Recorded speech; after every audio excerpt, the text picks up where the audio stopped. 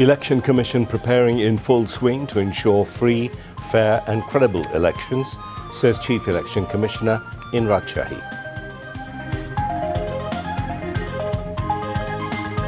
Pakistan's Deputy Prime Minister Ishaq Dar now in Dhaka on a two-day visit to strengthen bilateral relations.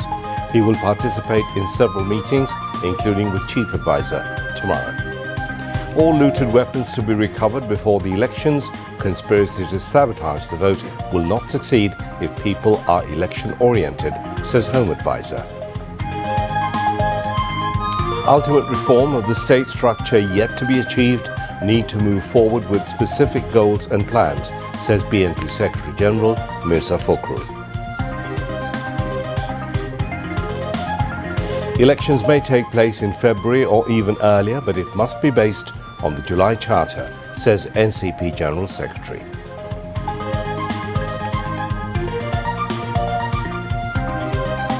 Orders for ready-made garments increasing. Bangladesh maintained its position in negotiating tariff issue, securing a 20% tariff with the United States, a major success, says Press Secretary. After pushing Palestinians to the brink of famine, Israel now using water supply as a weapon of war in Gaza. Netherlands Foreign Minister resigns over inability to work on the Gaza issue. And Bangladesh A team bid farewell after losing their last match to Adelaide Strikers Academy by 7 wickets in the top-end T20 cricket tournament in Australia. Assalamu alaikum and welcome to News at 10. I'm Mahmoud Rahman. Those were the headlines. Let's move on now to the details. The Election Commission is fully preparing to ensure a free, fair and credible elections. Today, while holding a discussion meeting with election officials in Rajshahi, Chief Election Commissioner A.M.M. Nasiruddin made this statement. He further added that over 77,000 trained personnel have worked at the field level for updating the voters list.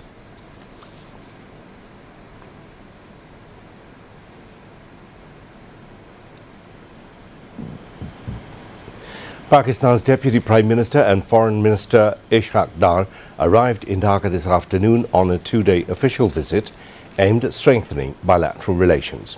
Dar landed at Hazrat Shah Jalal International Airport around 2 p.m. on a special flight and was received by Foreign Secretary Asad Alam Siam. Foreign Affairs Advisor Mohammad Tawhid Hussain is scheduled to hold official talks with the visiting Deputy Premier and Foreign Minister on Sunday morning at the State Guest House Bodda in the capital, an official of the Foreign Ministry said. The discussions are expected to culminate in the signing of 4 to 5 Memorandums of Understanding, MOUs, to boost cooperation in trade, culture, media, training and travel sectors, the official added. Following the talks and the signing ceremony, Foreign Affairs Advisor Tawhid Hussain will brief the media. Visiting Pakistan's Commerce Minister Jam Kamal Khan is also expected to join the bilateral meeting. Later in the evening, Pakistan's Deputy Prime Minister and Commerce Minister both are scheduled to pay a courtesy call on Chief Advisor Professor Muhammad Yunus. Leaders of BNP, Jamaat-e-Islami and National Citizen Party (NCP) held separate meetings with visiting Pakistani Deputy Prime Minister and Foreign Minister Ishaq Dar at the Pakistani High Commission in Dhaka today.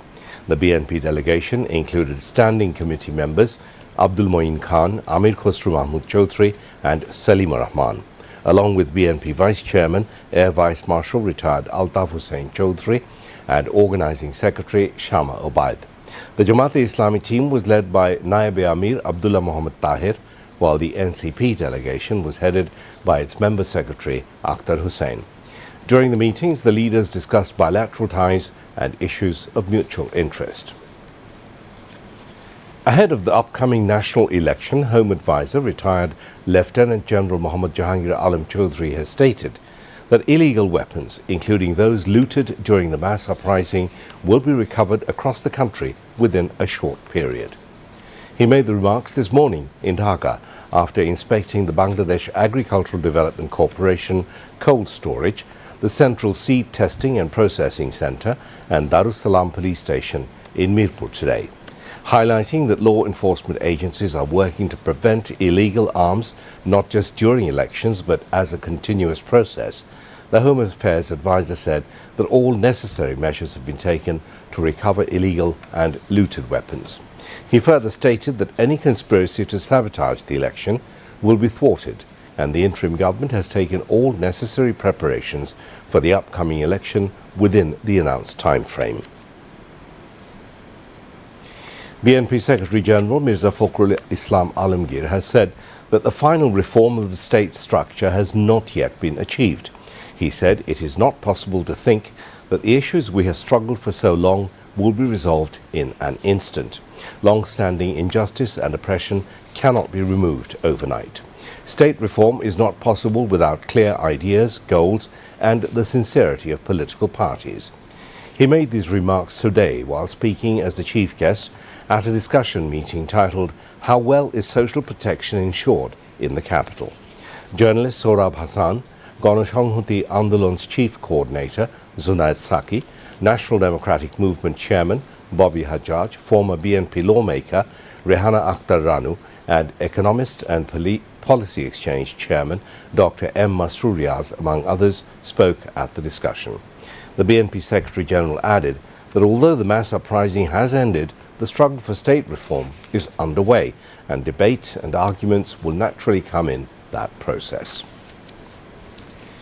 NCP Member Secretary Akhtar Hussain said that the election may be held in February or even earlier, but it must be based on the July Charter. There's uncertainty over whether the NCP will participate if the election is held under the existing structure, he opined. Akhtar Hussain made the remark while speaking at a press conference in the capital today. He said that to sustainably implement the consensus points agreed upon in the July Charter, there is no alternative to drafting a new constitution through a constituent assembly election. Akhtar Hussain called upon political parties to abandon Hasina's inherited 1972 Mujibist constitution and work towards framing a new constitution. Environment, Forest and Climate Change Advisor Sayyida Rizwana Hassan has said the patriotism and bravery shown by the youth in the July uprising has ushered in a new era in the country. The advisor said this at the prize-giving ceremony of Inter-College Cultural and Debate Competition organized by National University, NU, in Ghazipur today. Vice-Chancellor of the University, Professor Dr. A.S.M. Amanullah, presided over the function. NU Pro-Vice-Chancellor Professor Muhammad Lutfur Rahman, Professor Dr. Muhammad Nurul Islam and Treasurer Professor Dr. A.T.M. Jafrul Azam spoke among others. Dean, registrars, teachers, department chairmen, officials and students of the university were present on the occasion. The U.S. tariff imposition was both the biggest foreign policy challenge and a notable success for the interim government, remarked Chief Advisor's Press Secretary Shafiqul Alam. He made the comment on Saturday at a roundtable discussion titled Bangladesh's Capacity in Tackling and Resolving the Recently Imposed U.S. Tariffs, organized by the Bangladesh Research, Analysis and Information Network.